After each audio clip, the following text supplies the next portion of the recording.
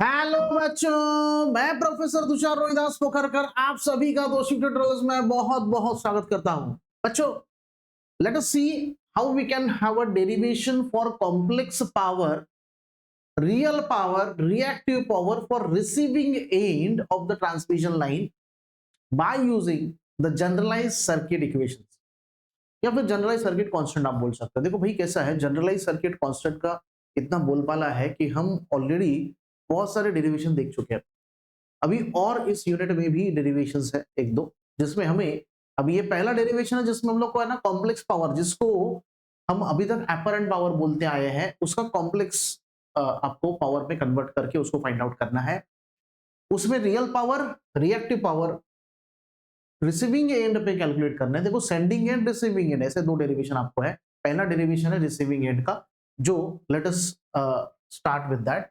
सबसे पहला पॉइंट देखो, वही चीज, ये छोटा सा डायग्राम यहाँ पे ये बता रहा है, टू बस सिस्टम है जिसमें आपको बता रहा है कि भाई जनरेटर है, जनरेशन से हम सेंडिंग एंड पावर को भेज रहे हैं, right. There is a supply voltage Vs modulus में दिया है, it may be plus minus, angle है डेल्टा, पावर एंगल डेल्टा आपका, राइट।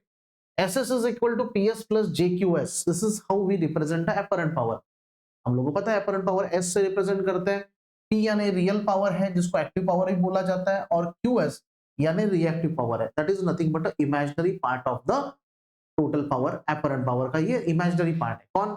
Reactive power. अभी J जो है वो उस इमेजिनरी पार्ट को रिप्रेजेंट कर रहा है, जिसमें SS ये जो आपको सब्सक्रिप्ट दिख रहे हैं, ये SS क्यों है? क्योंकि सेंडिंग एंड से है। वैसे ही रिसीविंग एंड से आप देखोगे तो SR, PR और QR आपको मिलेगा। जैसे सेंडिंग एंड से मैंने सब पावर्स को भेजा, वैसे ही रिसीविंग एंड पे मुझे वो पावर पर्टिकुलर RR से मिल गई।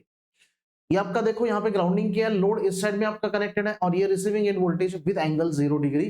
तो रिसीविंग एंड को हम बच्चों लेते हैं रेफरेंस। कभी भी याद रखना, एक को रेफरेंस हमें लेना पड़ता है। तो टू बस सिस्टम से हम डेरिवेशन को अगर स्टार्ट करें तो we know the generalize circuit equations. तो ये जो जनरलाइज सर्किट इक्वेशंस हम ऑलरेडी देख चुके हैं, उनको फिर से एक बार यहाँ पे लिखा है मैंने। Vs is equal to AVR plus BIR, IS is equal to CVR और DIR। तो ABCD ये आपके जनरलाइज सर्किट कांस्टेंट्स हैं जिनसे ये इक्वेशंस हमने बनाई थी।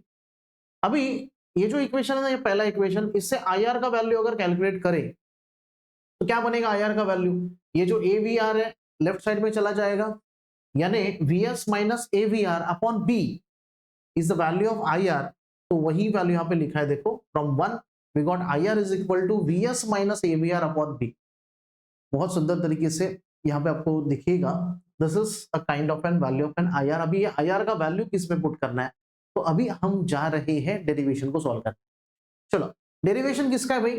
कॉम्प्लेक्स पावर का। पहले कॉम्प्लेक्स कॉन्जुगेट ऑफ IR पहले यहाँ पे कैलकुलेट करके रखा है, जो कॉम्प्लेक्स पावर में कन्वर्ट करने के बाद अब कॉम्प्लेक्स पावर है तो कॉम्प्लेक्स IR भी होगा।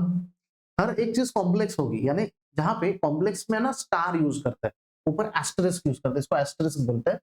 तो कॉम्प्लेक्स कॉन्जुगेट ऑफ IR लिखूंगा तो IR star is equal to VS star minus A star VR star divided by B star. जो ऊपर वाला ये फॉर्मूला था, इसी को स्टार फॉर्म में लिखा है, यानी कॉम्प्लेक्स कॉन्जुगेट बोलते हैं इसको।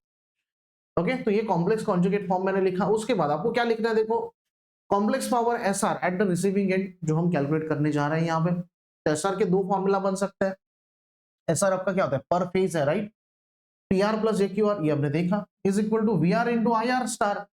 तो IR किस में यूज हुआ है? इसमें। तो ये जो है ना, this is the general formula of your power, electrical power. तो VR इंटू IR स्टार, जिसमें VR को स्टार नहीं, IR को स्टार है। सो जब अगर पावर आपकी कॉम्प्लेक्स हो रही है, उसका कॉम्प्लेक्स कॉन्जुगेट अगर मैं लिख रहा हूं, तो voltage is not star over here, asterisk उसको नहीं लगाया। IR यानी करंट जो है वो एस्टेरिस्क होता है आपका, यानी वो कॉम्प्लेक्स बन जाता है, and due to that your power becomes complex, right.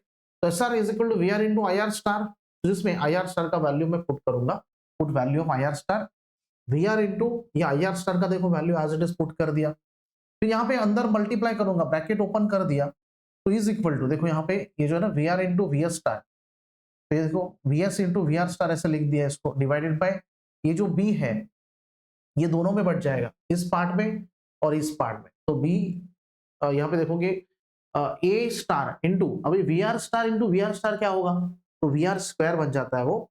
देखो कैसे, ये VS star VR upon B star, minus A star V R square upon B star. तो जहां पे आप देखोगे since V R dot V R star is equal to magnitude of V R the whole square, यानी क्या होता है कि दोनों का मल्टीप्लीकेशन एक सिंपल वी आर है और एक कॉम्प्लेक्स कॉन्जुगेट है, वी आर का कॉम्प्लेक्स कॉन्जुगेट है ये, राइट। तो इन दोनों का multiplication magnitude of V R square, तो ये यहाँ पे हमने लिख दिया है, राइट। चलो आगे नाउ देखो, इसको थोड़ा सा एंगल फॉर्म में हमें लिखना है। हमें पता है कि वी एस स्टार जो है that is a V S angle delta, A star क्या है, ए एंगल डेल अल्फा, और बी स्टार को हम कह देते हैं बी एंगल बीटा, राइट। तो ये जो एंगल है ना फेज एंगल से ये, जिसके वजह से हम कह सकते हैं कि रेफरेंस से ये कितने दूर है, रेफरेंस से कितना, रेफरेंस कौन है हमारा, reference is V R angle 0 degree, ये रेफरेंस लिया हमने, तो रेफरेंस से फेजर स्टार्ट होता है, तो this angles indicate the phase.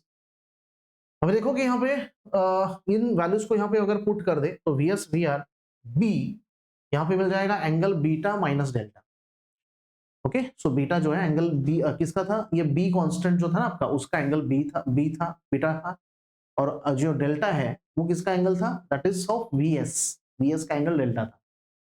उसके बाद यहाँ पे देखोगे बीटा माइनस अल्फा, तो बीटा वही बी का एंगल और अल्फा इज नथिंग बट ए का एंगल, तो ये दोनों थे यहाँ पे ए और बी, वी आर स्क्वायर तो ये मैग्नीट्यूड था, इसका एंगल नहीं आएगा, ए और बी का यहाँ पे बीटा माइनस अल्फा। यहाँ पे भी आप देखोगे वी एस और बी का एंगल जो है वो माइनस हुए हैं, इसका beta minus delta, V R का एंगल नहीं था, right. Now we can write down this is nothing but your polar form, just like a polar form. तो ये पोलर फॉर्म हम लिखे अगर कॉस और साइन के फॉर्म में, कॉस और साइन के अगर फॉर्म में लिख दे, तो पहले देखो इसको हम स्प्लिट करेंगे, बट वो complex power split into two parts, real part of SR and reactive power of SR. तो दो पार्ट्स में अगर इसको डिवाइड कर दे तो V S V R upon B cos of beta minus delta, जो एंगल है ना उसका कन्वर्जन होता है cos of beta minus delta minus A V R square upon B cos of beta minus alpha. अभी ये जो कन्वर्जन पहला वाला किया है, ये पहला वैल्यू जो लिखा है यहाँ पे, this is nothing but a P R, real part के लिए कॉस यूज करते हैं और इमेजिनरी पार्ट के लिए बच्चों साइन यूज करते हैं, बस चेंज यही है कि sine of beta minus delta, sine of beta minus alpha, right. So this is all about that we have in this two bus system. देखो एक छोटा सा शॉर्टकट व्यू यहाँ पे दिया है मैंने, जिसमें आपको पता चलेगा this is nothing but your P R that we have already we can say derived, और Q R that already we have been derived, right. So this is all about the derivation for your complex real and reactive power at the receiving end by using the generalized circuit equations. So thank you very much for watching this video. We will meet in the next video with the next content. Thank you so much.